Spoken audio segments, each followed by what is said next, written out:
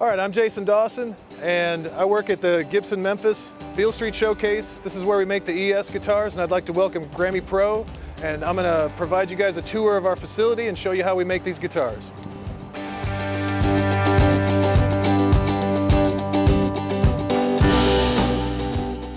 Here's a Scotty Moore signature guitar. Scotty Moore turned 81 last year, and we made 81 exact recreations of his original guitar that he played with Elvis.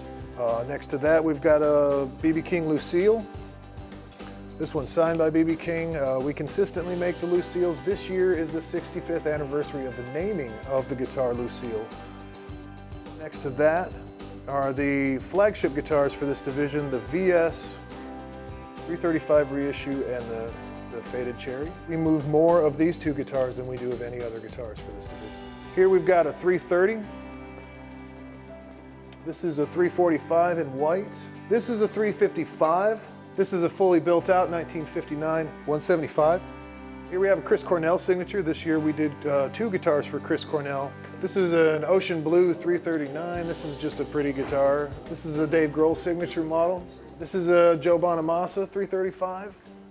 I've been here for 14 years now. When I first started, I was a finish repairman, so I did little paint touch-ups, and then I went back to work on the body line and put bodies together for a number of years. And after that, I sort of worked my way through the whole plant doing every process. And right now, I'm the division scheduler. So I schedule the guitars according to how many colors and models that we need to produce in a given year and do a lot of the planning. In this division, we focus on the ES line, which ES stands for Electric Spanish. These are electric guitars that are semi-hollow body. Generally, they have F-holes like these in the top. The construction is historically renowned because these are guitars that have been played throughout the years. We don't do any changes to any of the historic line. We make them exactly the way they were made in 1959, 1961, 1963, whatever the year model is. We do every specific thing that they did to it when it was originally made. We do have a core line as well that's also semi-hollow body, and the core line is where we get to explore different changes and different technologies that come. Behind me here are the historics, most of them 330s, some 345s over here. All of these painstakingly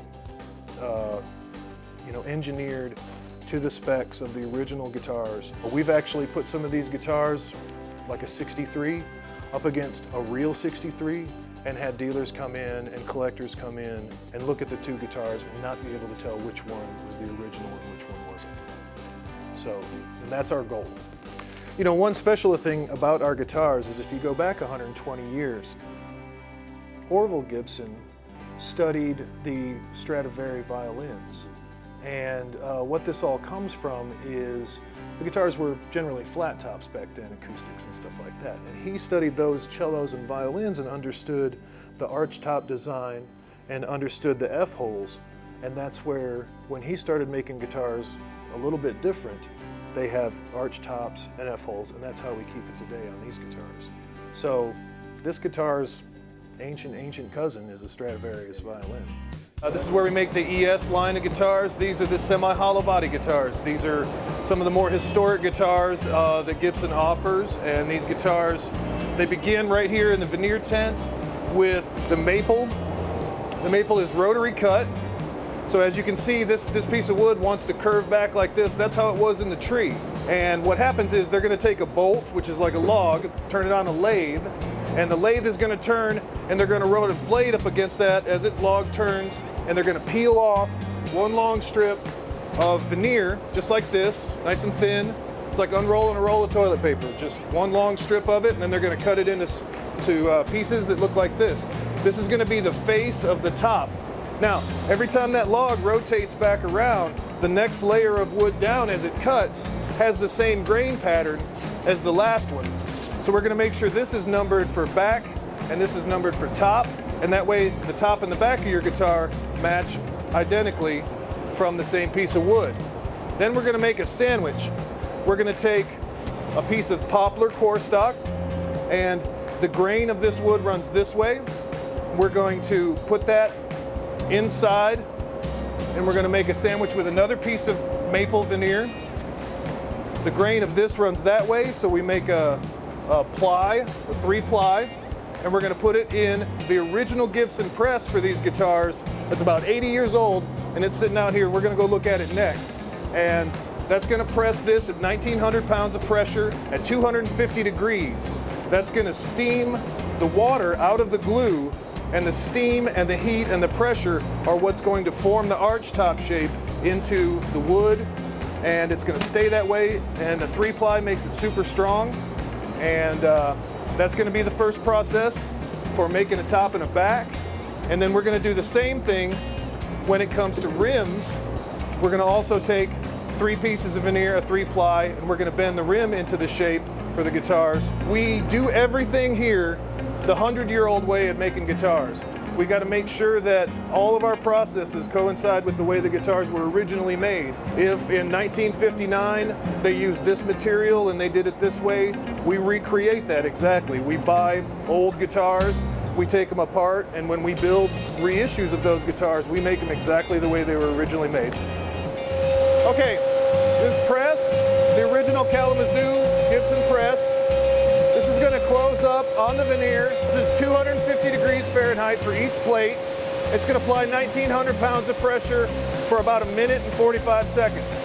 That's gonna cook the veneer and cook the glue and steam it and press it into its shape. Here in a second, what's gonna pop out is a ready piece of a top and a back of a 335. What it's gonna do is it's gonna put a location dimple in the top and the bottom. That's gonna allow the CNC to locate, to make sure the shape is right and put the F-holes and the control knobs all in the same place for every guitar. So over here, we've got the rim. This is the rim press. It works on the same principle. You still have 3 plies of veneer. This piston's gonna come down. This piston comes out to form the cutaway. And you come out with this. This is half of the symmetrical 335 shape. We'll cut this into strips and we'll face those 2 halves together, and that's where we get the guitar. Okay, what we've got here is the rim assembly fixtures for the 1959 175 reissue. Again, we make this guitar exactly the same way it was originally made in 1959 with a 1-ply rim that we bend into the shape. We use a mahogany head block and a mahogany tail block. Once this is complete, we put fabric rim stays on the inside, and these rim stays are made out of the same fabric that they used in 1959. What we've got here is, this is the rim assembly for a 335. The backbone of the 335 is the maple center block. These 3-ply rims are the ones we saw pressed over there. We're gonna glue those onto the center block, clamp it down, let it dry for a little bit. The next thing we're gonna do is we're gonna rim line it. We're gonna rim line it with the mahogany rim lining, and then we're gonna sand that off to where it's all nice and level. Again, strengthening the corners. The curvature of the bowl of the top, we use a spruce block that is curved the same way. We put that brace in there, and then we level that off. Also at this point, you gotta make sure you tape up the F-holes. That way, when the guitar body is built, when you go to paint it, you don't paint the inside of the guitar. So what we'll then do is we'll apply the glue, and then we'll take the top. That'll securely fit down onto the rim assembly. The brace will connect with the center block, and that'll help the vibrations, and that'll help create the tone of the guitar as all that comes together. This is the rabbiting process. When the body comes over, it's got a lot of excess top and back on it, so we're gonna cut that down using this rabbiting tool. And that's gonna put a channel in the outside edge of the guitar, get it ready for the binding to be applied. Once complete, there'll be a step in the edge, and that'll be just exactly the diameter and thickness of the binding. We're gonna use a straight piece of vinyl, and we're gonna take that straight piece and stretch it down into that groove there and start to wrap it with canvas rope. You'll wrap up one side. You gotta put about 15 pounds of pressure on it every time you wrap it. Once it dries for 4 hours, we'll flip it over, unwrap it, and do the other side. This process, it leaves a lot of material, a lot of extra binding on there, and it kind of makes a mess with the glue. So the next process we're gonna do is to sand all that smooth and clean up all the glue. Now because the body is curved, all around, you have to sculpt it with the curvature of the top and the back. That's why we have to use a slack belt. Everything done properly, there's no glue line between the binding and the wood. They just fuse together. We're gonna get the rim looking nice. We use this rotary drum sander, and the rotary drum sander is what we call a dough roller. That way you can get into the curves of the rim and get everything sanded off nice and smooth and get it cleaned up real nice. That's gonna be the last sanding process before we neck fit the guitar. All right, this is our CNC that we use to carve the necks. We get a block of mahogany from Fiji. We bring these things in and we put the wing blocks on the side of them. That's for the headstock. We'll turn this thing on, and over here you see this ball end cutter. That's gonna carve out the back of the neck by just going back and forth down it, and that's gonna give it its radius. This is also gonna cut the truss rod channel in the top of the neck. The channel for the truss rod runs in a bow inside the neck, and the truss rod is to fight the tension of the strings trying to pull the headstock down towards the body. So we'll put a threaded rod inside of it, and then we'll put a spline on top of that, and we're gonna press this spline down to where it seats that rod as a curve inside the neck. Once we do that, we'll cut the end of the spline off, and you'll have that curved rod in there where you can tighten the nut down and get your strings to lay down a little bit closer to the neck. After this, we'll put the fingerboard on, we'll put the head veneer on, and we'll be ready to hand roll the neck to the shape that it's finally gonna be, giving it that good Gibson feel. Here's where we stock our fingerboards. We've got different materials. This is rosewood that we get from India. This is a high quality, dark material that everybody prefers for their historic models. These come in. We have a company that inlays and slots them for us. There's some of our fingerboards. The next thing we're gonna do now is we're gonna press the frets into each one of these slots and press them down, get them nice and seated, and get the fingerboard ready. Here's our pre-cut frets. They're all in line according to what fret it is. And what we're gonna do is we're gonna take them and we're gonna press them into place at each point on the fingerboard where they go. You kind of tap them down in there, and then we're going to take a fret arbor, which is over here. We'll use that to seat them fully down into the fret slot. This one's pre-bound right here, but we'll also just basically bind the fingerboard much like we bound the body. You put all the frets into place, and you're going to sand all the ends down, and you got a fretboard that's ready to go on a neck. We'll put a head veneer on it, and we'll be ready to hand roll it. Once we put the fingerboard on the neck, and we put the head veneer on the neck, which covers the face, it also has mother of pearl inlays. There's a lot of excess material that we're going to need to sand off of there. And the back of the neck is going to have that Gibson feel. This gentleman right here is going to do the hand rolling process. He's going to roll this against the sanding block, and it's going to sand this until it comes down to the feel. He's got specific thicknesses that he's got to reach as the neck goes down, depending on what year model it is, whether it's got a 60 slim taper or a 59 round, and all those shapes he's got memorized in his head, and he rolls them out. In a lot of ways, the neck fit is the most important part of making a guitar, because we use a set neck, and you got one chance to get it just right, and it's going to be set that way forever. Now, what we're going to do, you've got many dimensions that you've got to be concerned with. One of them is that you got to be concerned with the pitch. If the neck is angled too far down, you have to raise the bridge too high to get it to be playable. If that neck is angled too far up, you'll never get the strings to come down to the fingerboard. So there's a tiny window where the neck is just right, where it's level with the bridge, and that's the pitch. Also, you got to make sure that your neck is in perfect alignment with the center of the guitar. You don't want it sitting off to one side or it'll look silly, so you got to make sure that's right. And the whole time you're doing this, you got to make sure that you have an airtight fit all the way around the glue joint here and all the way across the back. All of those adjustments are made with a chisel, and they're just made by hand, and they just take little shavings off of the neck part, and then they stick it in. They measure the pitch, they measure the alignment, They got to make sure it's just right. And then they're going to take it out. They're going to take another couple of little shavings off of it, stick it back in. Once the process is perfected, you got it in pitch and alignment. You got a tight fit. They're going to glue it up and clamp it, and we're going to hang it on the neck fit tree.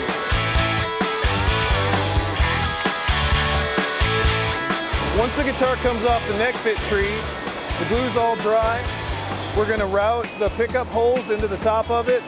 We're going to put the studs down in the stud holes where the anchors go for the stop bar, and we're going to place the bridge holes in place to get ready for the ABR to get put on. The next thing that's going to happen is we're going to bring it down here and we're going to put it in the pleck machine. With the pleck machine, we're going to stick a guitar in there, and it's going to simulate string tension on the neck. To set the truss rod, it simulates the string tension, and then it comes by with a finger, this brass finger right here, and it's going to measure the height of every fret to the 1/10 of a millimeter, all the way down the fingerboard. And it comes back with this cutter, which is already crown shaped, and it's going to shave off every fret to where it's perfectly straight. Then it comes back with a tiny tool, and it's going to slot the nut to the size of the string gauges that you tell it you're going to put in there. If you go up in string gauge, it puts more string tension in, and it slots the nut larger. This is where the guitar is going to get hand sanded. We're going to go over the whole guitar and detail it out at every point. The mahogany is a very porous wood, so what we have to do is we have to use a staining filler. It's a lot like mud, and we use that. That fills in the grain, gives you a smooth surface to paint on. Once that part's complete, we're going to hand it off to our inspector. Now, at this point, I'll issue some schedules to our inspector. He's going to decide the color of this guitar, but he wants to make the best looking guitar that he can out of it. So he's going to inspect the guitar for any blemishes or anything that a specific paint job might be able to make less prominent, let's say. If there's something like a little mineral streak in the wood out here towards the edge, we might choose a burst. That way that'll cover it up. If the guitar's perfect, we'll mark natural on it, and we'll just put a clear coat on it, and it'll run it natural. At this point, we're going to put tape down the fingerboard. We're going to put the day and the time and whoever sanded it. Everybody after this point writes their initials on here so that we know who's touched this guitar all the way through the plant. This also protects the fingerboard from any paint or lacquer as it goes through the process. We're also going to put the color code on here. Once our inspector decides what color it is, he's going to put it up on the rack. The painters are going to take it in, and they're going to paint it. Once the guitar comes in, the painter is going to read the color code that's on the tape, and he's going to start to paint these guitars. For bursts, he'll put his yellow coat down first, and you'll notice that all the bursting is done freehand. But when you're making so many different guitars, you've got 59s and 63s and 64s all in the same batch. The 59 burst is very different from a 63 burst. So you've got to be able to know how much is on there and how to burst it. You've also, whenever you see a burst that fades like that, you're not actually shooting at the guitar with the paint gun. You're shooting off and away from the guitar, and just the overspray is getting on there so that you can get that burst. Okay, so once the painters have painted over the binding and that whole process, we've got to expose the binding again. So we bring it over to this side, where these ladies are gonna take a piece of sharpened spring steel. They've got files on their desks, and they sharpen this steel to a razor sharp. And then they're gonna wedge it between their fingers, and using their thumb as a guide, they're gonna shave that layer of paint off the binding, all the way around the top and the back, the rim, all the way down the fingerboard. Once the guitar gets through color line inspection, we're going to take it back over to this side of the department where it's going to get its lacquer. We're going to start down here and spray 6 coats of nitrocellulose lacquer, which is going to leave an orange peel surface to it. It's not going to be smooth. So we're going to wait till that flashes off. We're going to take it out, we're going to sand that smooth, and we're going to bring it back in and put another 6 coats of lacquer on it. It has to have a certain amount of lacquer on it to survive the glossing, buffing process. Once the guitar comes out of lacquer and it's got enough thickness of lacquer on it, it's going to meet our standards. Our inspector is going to inspect it to make sure that it's flawless all the way around, make sure the lacquer is smooth and clean. We're also going to get ready to have this thing sit out here for 3 days. This lacquer has got to cure to a certain hardness. And out here, if you scan out over all this, is all the guitars getting weighted to be produced. Many different colors. All this sort of fits into the blend of the schedule that I wanted to have in order to achieve the production means that we need to have here. Okay, so the next part of the process, once these guitars are hard enough, once the lacquer is hard enough, that is, and it's cured to the point where we can start buffing on it, we're going to do a quick little scuff sand on it. That's going to knock down the orange peel on the surface of the guitar, and then we're going to take it to the buffing wheel. Okay, in the buffing process, after the guitar's been scuffed, we're going to take it to the red wheel. The red wax that is on this cotton wheel is an abrasive compound that has grit inside of it, and that's going to lay the lacquer down and sort of work it around. It's going to smooth out all the scratches and begin the process of making that lacquer shine glossy. The whole time, you got to touch it to the wheel, and friction is going to heat the lacquer up, so you got to back it off and let it cool down a little bit. Because if you stick it to the wheel too long, it heats the lacquer up, turns it back into a liquid, and wipes it off the guitar, and you're back down to wood again. So it's a very delicate process. Preliminary gloss up is done on these red wheels. Over here we've got a yellow wheel with a compound on it that's wax, that's like what you would polish your car with. That's going to shine the guitar to a high gloss. It's on a much softer cotton wheel. Once the guitar is high gloss, we're going to take it over to the white wheel, which is a soft flannel, and that's going to remove all the wax from the guitar and just leave the shine. At this point, the neck tape has been protecting the fingerboard throughout the process. It's been keeping the paint and the lacquer off of it. Here, we're going to take a razor blade and a tool, and we're going to take the neck tape back off of there. That's going to expose the fingerboard. And then we're going to take some tools and we're going to clean up the fingerboard very carefully with a razor blade and get it looking nice, and clean the binding around the end of the fret nibs, polishing up the fingerboard. That's pretty much the face of the guitar, so you want that to look the best. Once we get down to the end of the process, you're going to be left with a smooth fingerboard that's going to be ready to have oil applied to it. We're going to take boiled linseed oil and apply it to the rosewood, and that's going to make it look rich and dark, and it's going to keep the rosewood supple so that it doesn't look, dried out. And as the guitar gets older, it's nice to apply oil to it as time goes on. Once the guitar comes over from the neck preppers, the fingerboard looks nice and it's ready to go. The builders are going to pop out the F-hole tape for the first time and expose that. There's some paint that's down in here on the inside of the F-holes, and so they're going to take a bit and they're going to carefully clean that paint out of there with this tool and get the F-hole's edge back to looking right, and get ready to start putting the electronics in the guitar, the pickups in the guitar, and they're going to put the tuners on the back of the peghead. The electronics on most of the guitars are fed down through the pickup hole. Sometimes on like a 1959, there's no relief in the pickup hole, so you have to feed the electronics through the F-hole. All the while, you have to make sure that you're careful enough not to scratch the guitar after the buffers have done all that work to it. So once the builder's job is complete, the electronics are in place, the knobs and the potentiometers are here, the pickups and the tailpiece is in place. We're going to be able to take this guitar and hand it off to the adjusters where the strings will get put on the guitar for the first time. Once the builders are finished with their part, fitting it all out, we're going to hand it off to the adjusters. The adjusters are going to get the guitar ready.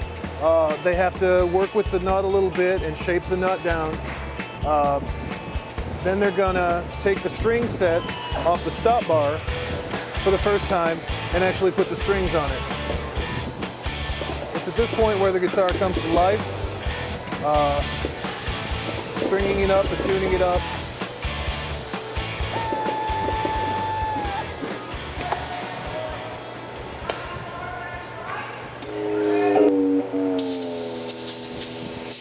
going to tune this up. Once that's complete, we'll put the truss rod cover on and we're going to take it over to the other side. As the guitar comes through in the process here, it's going to pick up a lot of little greasy fingerprints. So Desi here has the great job of going over the entire guitar with a Q-tip and polishing all the nickel hardware and getting all the fingerprints off the guitar and all the little smudges and stuff.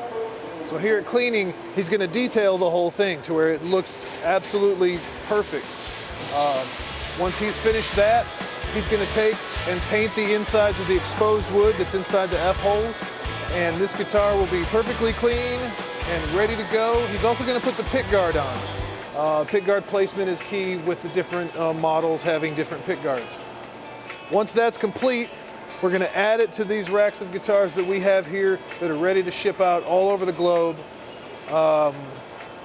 Fill in all kinds of orders from Japan to India to Germany to Australia.